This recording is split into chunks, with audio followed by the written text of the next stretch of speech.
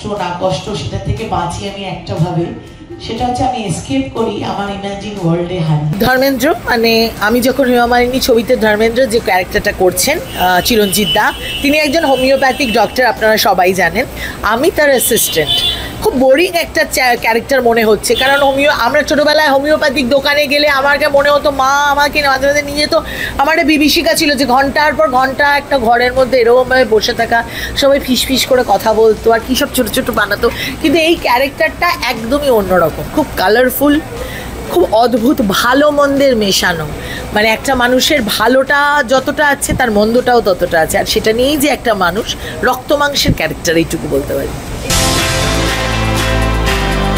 প্রথম কথা হচ্ছে যে হেমা মালিনী রোলটা পাওয়াটাই আমার কাছে একটা খুব মানে স্বপ্নের মতো। মানে হেমা মালিনী যেমন ড্রিম গার্ল, আমার কাছে এটা ড্রিমের মতো একটা অফার। তো যখন আমার কাছে আসে তখন আমি ভাবছি যে বাবা এটা পারবো আমি। তা পারমিতা মুন্সি আমাকে একটু সাহস দিল, বলো নিশ্চয়, তোমার বাইরে থেকে একটা অ্যাপিয়ারেন্স আমি দেখতে পাচ্ছি বা এই বয়সেই আমি চাই, সব কিছু নিয়ে আমার মনে হয় কিছুটা তো হয়েই গেছে কাজ, বাকি 50% করতে হবে, একটু ডায়লগ মুখস্থ, একটু সেটা আমি লুক টেস্টে দেখে নেবো। তো তারপরে দেখা গেল যে ক্যামেরাও ফ্রি, আমি মোটামুটি ডায়লগগুলো মুখস্থ করতে পারছি, ব্যাস হয়ে গেল, হেমা মালিনী হয়ে গেলাম টলিউডের। আমি তো হেমা মালিনী শুধু একা না, আবার চিরঞ্জিত দা, ধর্মেন্দ্রকে খুঁজছি, তাকেও পেয়ে গেলাম এক জায়গায়। হ্যাঁ, সে তো একটা হোমিওপ্যাথি চেম্বার, সে যে চেম্বারই হোক কোনো অসুবিধা নেই। তার কাছে গিয়ে বললাম যে তার সঙ্গে আলাপ করতে হবে, তো তাকে গিয়ে বললাম আমি খুব অসুস্থ, আমি নিজেকে হেমা মালিনী ভাবি, আমাকে একটু হেল্প করুন। বললাম এই সব রোগের চিকিৎসা আমার কাছে নেই, কিন্তু আমি বললাম না না না আপনি পারবেন, তার কারণই হচ্ছে আপনি ধর্মেন্দ্র, সেই জন্য আপনি ঠিক পারবেন, আমি যেটা চাই, মানে যেন ভাবেন। তখন বললেন এই জানি না, ঠিক আছে আমি একটা ওষুধ দিচ্ছি, দেখুন খেয়ে কী হয়। এই হচ্ছে অ্যাকচুয়ালি গল্প। এবার বাকিটা বলা যাবে না, কারণ বললে তো লোকের ভালো লাগবে না। খুব ইন্টারেস্টিং স্টোরি, খুব ইন্টারেস্টিং স্ক্রিপ্ট, ভীষণ নতুনত্ব আছে, প্রচুর ক্যারেক্টার আছে, সবার নিজস্ব একটা স্বপ্ন দিয়ে তৈরি। যেমন আমি একটা হেমা মালিনী ড্রিম গার্ল, সেটা তো আছে, তাছাড়া প্রত্যেকে যারা ক্যারেক্টার আছে তাদের একটা স্বপ্নের গল্প এটা। তারাও কেউ না কেউ কোনো না কোনো সময় কিছু না কিছু হতে চেয়েছে, এটারই গল্প। খুব সুন্দর একটা গল্প, আপনারা হলে আসুন, সিনেমাটা দেখুন, আমার খুব ভালো লাগবে। এটা অনেক মানুষেরই গল্প, এখানে হেমা মালিনী কোনো বিশেষ পদ নয়, কোনো নাম নয়। হেমা মালিনীর শব্দের প্রয়োগ আমরা দেখি আজ থেকে 3000 বছর আগে ঋগ্বেদে, যেখানে মা লক্ষ্মীকে বলেন হচ্ছে শ্রীসুক্তমে সুবর্ণাং হেমা মালিনী বলে আর কি। তো এটা একটা বিশেষণ। হেমা মালিনী, ভোপালে টুটি ফুটিকে হেমা মালিনী বলে, এটা একটা সেলিব্রেশনের নাম এখন, এটা অ্যাডজেক্টিভ।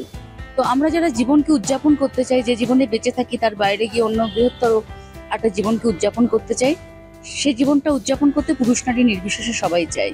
তো সেই জীবনেরই গল্প হেমা মালিনী। আমি একটা ভীষণ অদ্ভুত সন্ধিক্ষণে আসছি, যেটা অসম্ভব একটা রিয়াল একটা চরিত্র। আমি এইটুকু বলতে পারি যে আমাকে কাস্ট করাটা এখানে একটা খুব মজার চমক। হেমা মালিনী এমন একজন নয়, হেমা মালিনী হচ্ছে সৌন্দর্য, যেটা সবসময় বাহ্যিক নয়। মনটা সুন্দর না হলে, মনের ভেতরটা পরিষ্কার সুন্দর না হলে সুন্দর হওয়া যায় না। আমি তো সুন্দর কে বর্ণ, ক্লাস এসবে দেখি না, সুন্দর দেখি আমি সিম্পলিসিটিতে, অনেস্টিতে।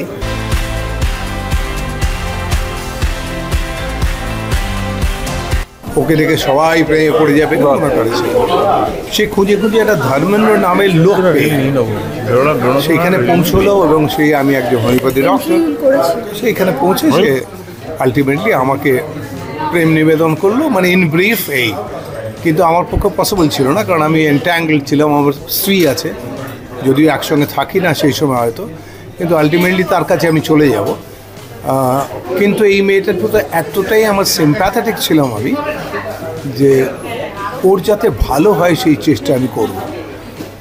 আমার স্ত্রী হয়তো কোনো কারণে ওকে অপমানও করবে, কিন্তু সেটা আমি খুব একটা ভালো লাগবে না, আমি থামতে বলবো তাকে।